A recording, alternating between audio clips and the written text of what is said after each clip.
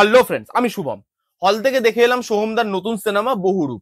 কেমন হলো সিনেমাটা সেটা নিয়ে কথা বলবো এই ভিডিওতে। এবার যদি আপনাদেরকে প্রথমে গল্পটা বলি স্পয়লার ছাড়া, আর সত্যি কথা বলতে দেখুন, ট্রেলার যারা যারা দেখেছে আর যারা যারা সিনেমাটা দেখতে যাবে তারা তারা বুঝতে পারবে যে তারা নিজেরাই অর্ধেক গল্প, অর্ধেকের বেশি গল্প ট্রেলারে রিভিল করে দিয়েছে। তো এটাতে স্পয়লার দেওয়ার কিছু নেই।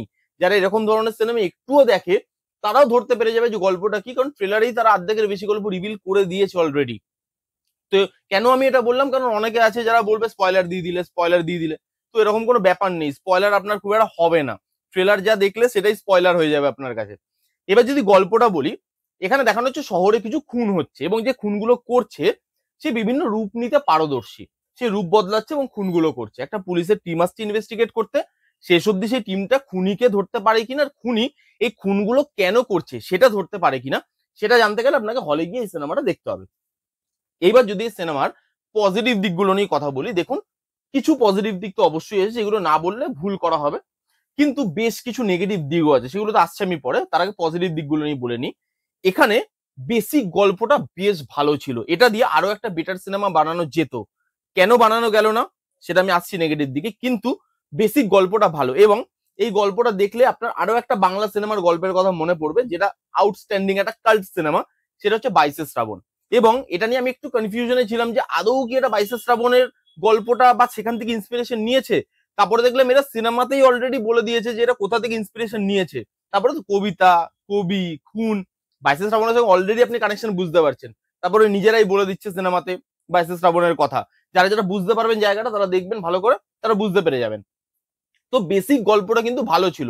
ইন্সপিরেশন নেওয়া হলেও এই গল্পটার মধ্যে একটা ভালো সিনেমা বানানোর, এই গল্পটা দিয়ে একটা ভালো সিনেমা বানানোর পোটেনশিয়াল কিন্তু ছিল। কিন্তু এই সিনেমাটা খুব একটা ভালো সিনেমা হয়ে আমাদের সামনে আসে না। তার অনেকগুলো কারণ আছে, তার আগে পজিটিভ দিকগুলো শেষ করে নি। এখানে গানগুলো ভালো, হ্যাঁ গানগুলো বেরিয়ে আপনার কতটা মনে থাকবে সেটা আলাদা ব্যাপার, সেটা হয়তো মনে থাকবে না।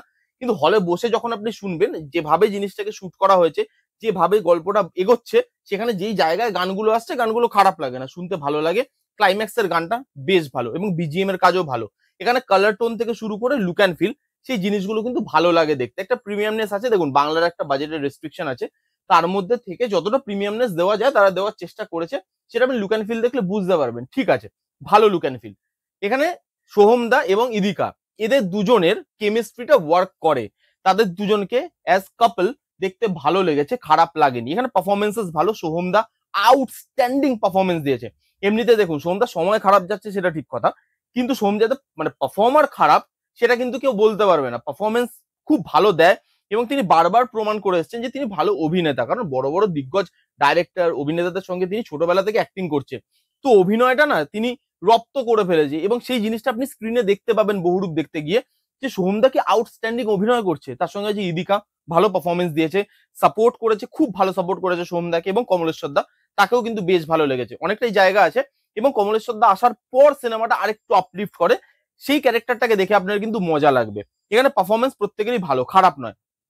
এখানে ক্লাইম্যাক্সের যে দৃশ্যটা, যেখানে রিভিল হচ্ছে সবকিছু, একটা ইন্টারোগেশনের সিন আছে, আমি বলছি না সিনটা, আপনাকে দেখলে বুঝতে পারবেন। ওই জায়গাটায় খুব ভালো ডিজাইন করা হয়েছে সিনটাকে। ওইখানে যেভাবে কালারটা চেঞ্জ হয়, ওখানে যেভাবে একটা জিনিস, মানে আপনি অরিজিনাল দেখছেন তার সঙ্গে একটা অন্য একটা জিনিস দেখছেন, আমি বলছি না, বললে রিভিল হয়ে যাবে।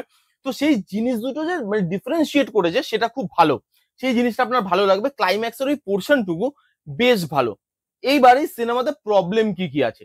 প্রথম যে প্রবলেম, দেখুন প্রথম থেকে না, এখানে যেহেতু বহু রূপ এবং বিভিন্ন রূপ নিচ্ছে, এবার সেই রূপগুলো প্রস্থেটিক মেকআপ করা হয়েছে এবং সেটাকেই হাইলাইট করা হচ্ছিল কিন্তু সিনেমাতে বারবার করে, যে আমরা এখানে প্রস্থেটিক মেকআপের ইউজ করেছি। এবার এখানে প্রস্থেটিক মেকআপ গুলো আপনার একটু কাঁচা লাগবে, বাজেটের রেস্ট্রিকশন আছে আমি জানি।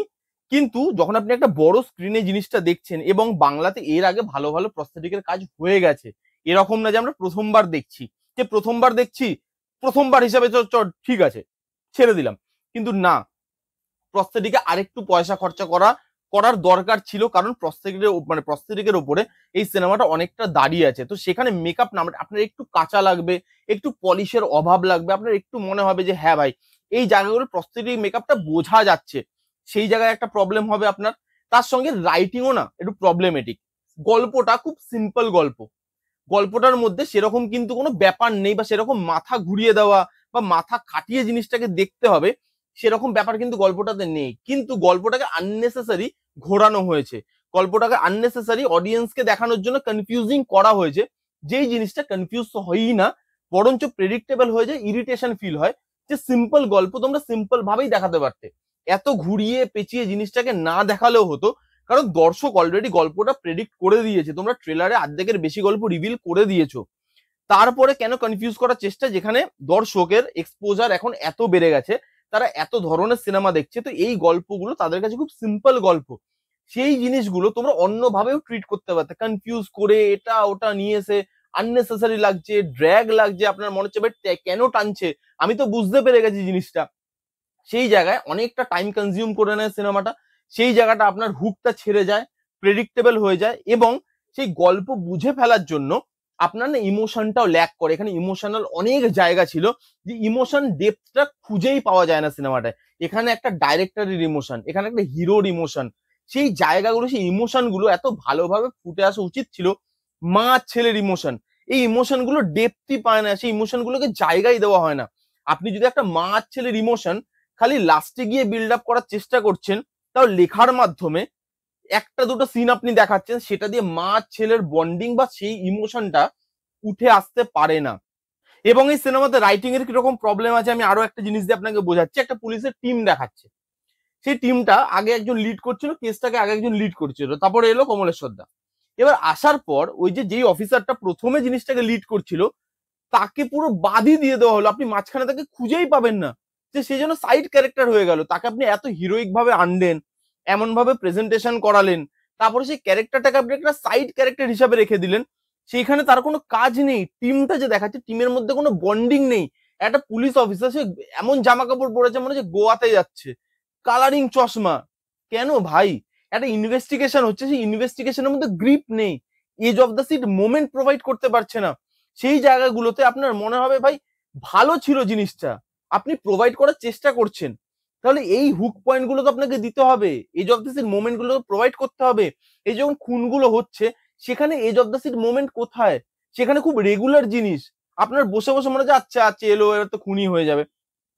সেই জিনিসগুলো করতে যে করছে জিনিসগুলো তার কোনো স্ট্রাগল আপনি দেখাচ্ছেন না, তাকে সে খুব ইজিলি জিনিসগুলো করতে পেরে যাচ্ছে, এটা কিভাবে সম্ভব, আপনি টাইমটা যেভাবে ওয়েস্ট করেছেন, সেখানে আপনি এই জিনিসগুলোতে যদি টাইমটাকে কাজে লাগাতেন, তাহলে আমার মনে হয় বেশি ভালো হতো, প্রেডিক্টেবল হয়ে যায়, গল্পটা স্ট্রেচ লাগে, ইমোশনটা সেই জন্য ওয়ার্ক করে না, এবং তার সঙ্গে সঙ্গে যে জিনিসটা হয়ে যায় বেকারে কনফিউজিং করার চেষ্টা করেছে, যেই জায়গায় কনফিউজ তো হয়ই না জিনিসটা, আপনি আগে থেকে বুঝতে পেরে যাচ্ছেন, ইরিটেশন লাগে, মেকআপের কাজও সেরকম ভালো না, এবং সেই জন্য সিনেমাটা অনেক জায়গায় ছেড়ে যায়, ওই হোলটা ধরে রাখতে পারে না, ভালো গল্প থাকার পরও, ভালো পারফরমেন্স থাকার পরও, লুক অ্যান্ড ফিল একটা সার্টেন একটা প্রিমিয়ামনেস দেওয়ার পরও, এই সিনেমাটা অ্যাভারেজ একটা সিনেমা, ওয়ান টাইম ওয়াচ একটা সিনেমা, যদি সোহমদার ভালো পারফরমেন্স দেখতে চান, যদি গল্পটাকে আপনি এনজয় করতে চান, হ্যাঁ গল্পটা ভালো আমি একবার দেখে নিলাম, তাহলে এই সিনেমাটা আপনি একবারের জন্য হলে গিয়ে দেখলেও দেখতে পারেন।